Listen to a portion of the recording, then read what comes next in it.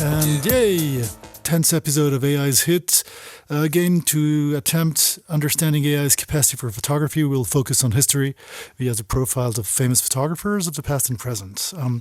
As for last week, we'll attempt to discover or rediscover a photographer that has marked his time or is still marking it, and we'll ask AI to explain for better or for worse. And just feel free to check sources and compare to see if all of this makes sense.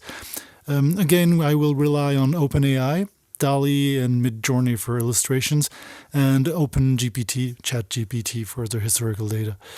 So AI, could you tell us a bit more about this photographer? She is an American photographer known for her intimate, often controversial and highly personal images.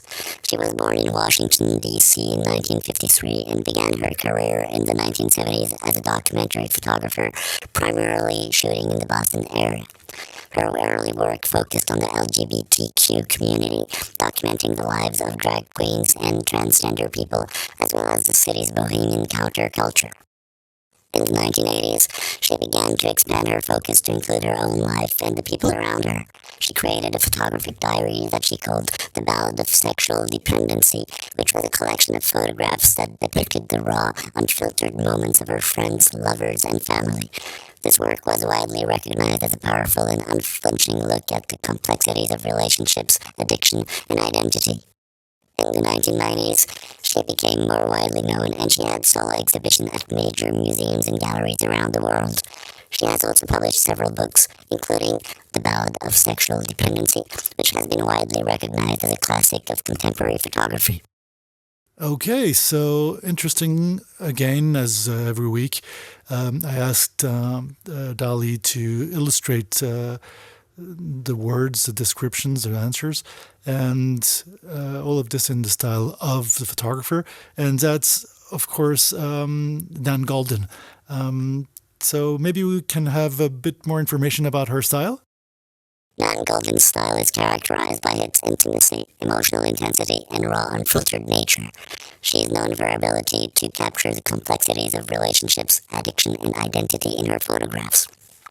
Her work is highly personal and often controversial, depicting raw, unfiltered moments of her friends, lovers, and family. She often uses a close-up, snapshot-like style and a strong sense of color to create powerful and emotional images. So yes, the first two pictures. As for the previous pictures, AI is really trying, Dall-E in that case, to give this sense of textures, the colors. Actually, even the composition to me feels a bit like her original work, so it's very impressive. The picture on the right, there's a more classical portrait, but again, the looks that we have in the different characters, mainly on the portrait on the right, there's something quite deep in any case. Goldin's work is notable for its realism. Her photographs are not so posed or staged but capture real-life moments as they happen. She often shoots in available light, using natural light to illuminate her subjects, which gives her photographs a sense of spontaneity and realism. She also uses a wide range of photographic techniques such as flash and long exposures to capture the atmosphere of her subjects. Again, in those two pictures, I really feel there's that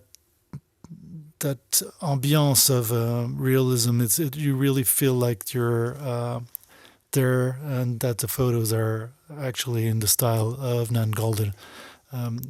Again, like the previous weeks, it's not close to getting near the real work, but actually, even more importantly this time, I really feel there's something in the style that AI has understood. So we do get the lighting situations, the composition, the way the subjects look, the kind of mysterious, casual photographs. Very interesting. One aspect that makes Goldin's work unique is her ability to create a sense of intimacy with her subjects by depicting them in their most vulnerable and unguarded moments. Her photographs have a strong emotional impact, often evoking feelings of empathy, nostalgia, or sadness. here again, we do get something that really seems like it was inspired by Nan Goldin's work, in my opinion. Again, far away from having AI replace our great artists, but it's kind of bothering to what point in this week's example there's a sense of the original photographer's style. Yeah, I would have probably guessed what photographer AI was trying to explain by the photos alone. And so while we do have an AI Nan at our available for custom creation, let's ask for a specific one. AI, could you give us a photo of three person in a ballroom after a show, casually drinking beers and enjoying the party and each other, photographed in the style of Nan Goldin? So yeah, first two pictures. Interesting again, we have this feel of being in a room in a casual way. The composition, there's lots of elements that make us think about Nan Goldin's style, and again also the pauses, how the subjects are standing, the way there's a deep casual feel to the pictures, and here again with Dall-E, those two pictures, really that feeling of a snapshot, an improvised snapshot, and nothing really being set up. Very, very impressive overall compositions. And finally, the last two pictures, as I've been doing in the last few weeks, using Midjourney. So here, just this other tool is way more stylized, and it's in its own style, and tends to, what I had observed is it tends to overwhelm the original photographer's style. And here again, we do get this weird too perfect faces style. But the ambiance is quite spot on too. The lighting, the composition.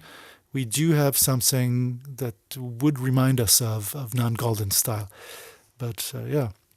So yeah, again, like every week, I hope that was enjoyable, that it entertained you, and of course go check for yourself the real information, the real works of the photographer in museums, online, and in books, and catch you next week.